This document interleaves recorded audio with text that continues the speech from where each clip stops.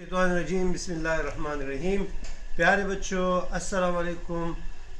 सीरत नबी का सिलसिला जारी है और हम पहुंच गए थे ग़ज़वा ताइफ तक, यानी फ़तह मक्के के बाद जब ग़ज़वा हुनैन हुआ तो उसके बाद ग़ज़वा ताइफ में ये था कि हुज़ूर सल्लल्लाहु अलैहि वसल्लम ने ताइफ का मुहासरा किया था, जहाँ पर दो कबीले बनी सकीफ़ और हवाज़िन थे। तकरीबन 15 से 18 दिन तक मुहासरा था। फिर हुज़ूर सल्लल्लाहु अलैहि वसल्लम जब वापस तशरीफ़ लाए तो ताइफ का एक पूरा वफ़द हुज़ूर सल्लल्लाहु अलैहि वसल्लम की खिदमत में हाजिर हुआ और मुसलमान हो गए। फिर हुज़ूर सल्लल्लाहु अलैहि वसल्लम ने 8 हिजरी को जोराना से उम्रा अदा किया। अच्छा, आज का हमारा जो वाक़या है वो ग़ज़वा तबूक का है। ग़ज़वा तबूक कैसे पेश आया? जब शाम के बादशाह को पता चला कि मुसलमानों की क़ुव्वत बढ़ रही है तो शाम के जो बादशाह थे तो उसने क्या किया कि हुज़ूर सल्लल्लाहु अलैहि वसल्लम की तरफ एक पैगाम भेजा, जंग का पैगाम था, और उसने मकाम भी मुंतखब किया कि हम तबूक के मकाम पर लड़ेंगे। 9 हिजरी को हुज़ूर सल्लल्लाहु अलैहि वसल्लम और सहाबा और अरब पर एक कहतसाली थी और माली मुश्किलात का भी सामना था।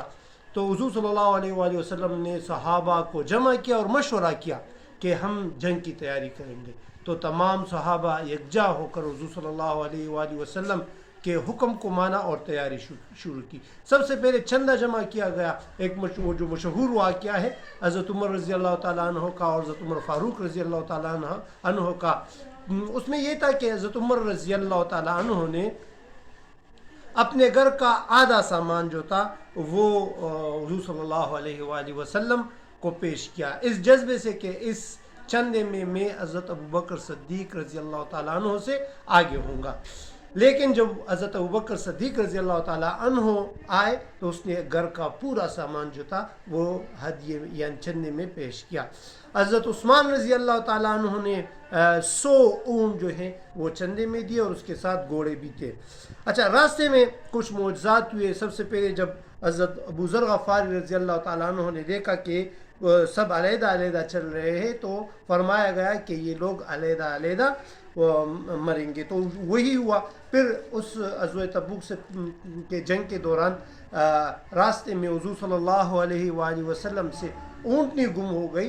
तो वही के ज़रिए हुज़ूर सल्लल्लाहु अलैहि वसल्लम को बतलाया गया कि आपकी ऊँटनी फ़ला दरख्त के नीचे है, और वो ऊँटनी वही थी जो वही में आपको बताया गया था।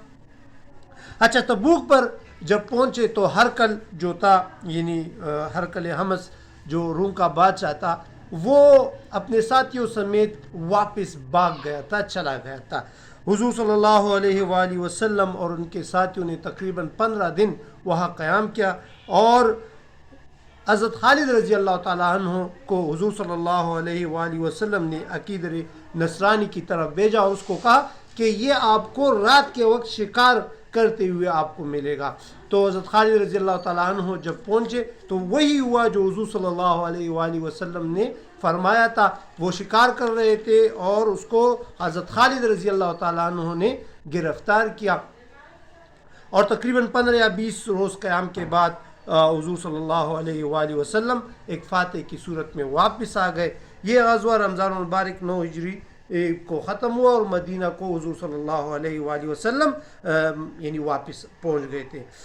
अच्छा, जब वापस पहुँचे तो मुनाफिकीन ने एक मस्जिद का क़याम किया था जिसे मस्जिद ज़रार कहते हैं। उस मस्जिद जो कुबा के मकाम पर बनाया गया था, हुज़ूर सल्लल्लाहु अलैहि वसल्लम ने सफ़र के वापसी पर उसको जलाने का हुक्म दिया, चुनांचे वो मकान जलाया गया। अच्छा, इसके बाद हुज़ूर सल्लल्लाहु अलैहि वसल्लम हज की तरफ जाते हैं, हज मुबारक का सफ़र करते हैं और ये 10 हिजरी का मौका है। हुज़ूर सल्लल्लाहु अलैहि वसल्लम 1 लाख सहाबा के साथ मक्का मुकरमा आते हैं और हज का यानी हुज़ूर सल्लल्लाहु अलैहि वसल्लम हज करते हैं अपने सहाबा के साथ और खुतबा देते हैं, खुतबा अरफ़ात, और इसको हज्जतुल विदा भी कहते हैं। और खुतबा अरफ़ात में हुज़ूर सल्लल्लाहु अलैहि वसल्लम ने एक बहुत ही मिसाली خطبہ دیا تھا اور جو آج تک جو ہے یاد ہے، اس کے چند اہم نکات کی میں تفصیل آپ کو بیان کرتا ہوں، اس کا مفہوم صرف آپ کو بیان کرتا ہوں کہ حضور صلی اللہ علیہ وآلہ وسلم کے آخری خطبے کے جو اہم نکات تھے وہ یہ تھے کہ سب سے پہلے حضور صلی اللہ علیہ وآلہ وسلم نے فرمایا کہ میں تو آپ لوگوں سے جا رہا ہوں، لیکن آپ لوگوں کے ساتھ میں ایک دو امانتیں چھوڑ رہا ہوں، یعنی اللہ کی کتاب اور اس کے ساتھ سنت۔ حضور صلی اللہ علیہ وآلہ وسلم نے اپنے آخری خطبے میں یہ بھی فرمایا کہ آپ کا عورتوں پر اور عورتوں کا آپ پر کیا ہے، حق ہے، اور اس حق کی تفصیل جو ہے وہ سورہ نساء میں بھی ہے، جس میں تفصیل جو ہے حدیث میں بھی آئی ہے کہ وہ حقوق کون سے ہیں۔ یہ وہ حقوق تھے جو جاہلیت کے دور میں نہیں تھے، لیکن اسلام ایک ایسا دین ہے، ایک ایسا مذہب ہے جس نے عورتوں کو حقوق دیے۔ تو حضور صلی اللہ علیہ وآلہ وسلم نے عورتوں کے حقوق کے بارے میں بہت زور دیا اور کہا کہ عورتوں کا آپ پر اور آپ کا عورتوں پر حقوق ہے۔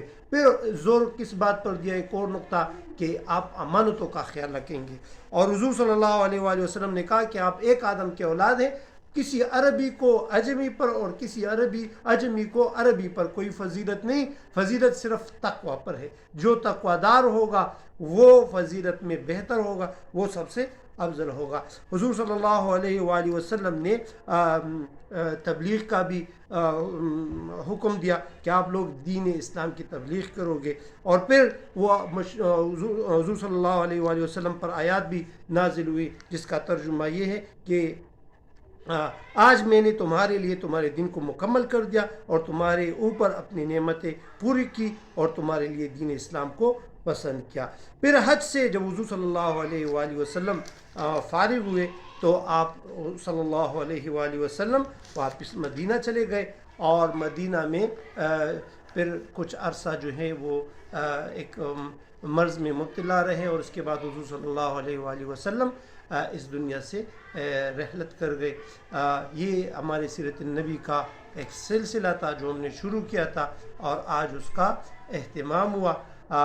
قاری صاحب اس کو آپ کو پشتو میں بیان کریں گے، اور آپ لوگ اس کو سنیں اور اس واقعات کو دوسروں تک پہنچائیں۔ یعنی آپ نے تو یہ واقعات سنے، آپ کو یہ واقعات تب یاد ہوں گے جب آپ اس کو دوسروں کو سنائیں گے۔ تو حضور صلی اللہ علیہ وآلہ وسلم کا پورا سلسلہ ہم نے پیدائش سے شروع کیا۔ حضور صلی اللہ علیہ وآلہ وسلم کی پوری زندگی ہم نے تقریباً 20 کے 21 ویڈیو میں آپ لوگوں کو سنائی۔ آپ لوگوں نے بہت غور سے سنا، ہمیں ویو سے پتہ چل رہا ہے کہ آپ لوگوں نے ان واقعات میں دلچسپی لی اور اس کو ٹائم دیا اور اس کو سنا۔ آپ لوگوں نے حضور صلی اللہ علیہ وآلہ وسلم کی پیدائش بلکہ اس سے بھی قبل جو صحاب فیل کا واقعہ تھا وہ بھی آپ نے سنا، اور حضور صلی اللہ علیہ وآلہ وسلم کی پیدائش کے بعد 2 شق صدر تھا، اس کے واقعات بھی آپ لوگوں نے سنے۔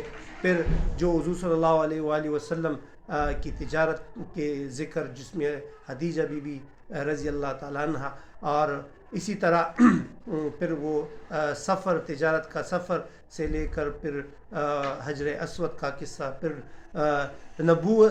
جو وحی حضور صلی اللہ علیہ وآلہ وسلم پر نازل ہوئی، اور حضور صلی اللہ علیہ وآلہ وسلم معراج کے موقع پر گئے، تبلیغ کا کام کیا، اس میں ہجرت اور تکالیف برداشت کی، پھر مدینہ جو ہیں تشریف لائے، وہاں پر جو ہیں آپ صلی اللہ علیہ وآلہ وسلم نے اصحاب کرام کے ساتھ مل کر مختلف غزوات میں لیا، اس میں غزوات بھی ہوئی، اس میں سرایا بھی ہوئے۔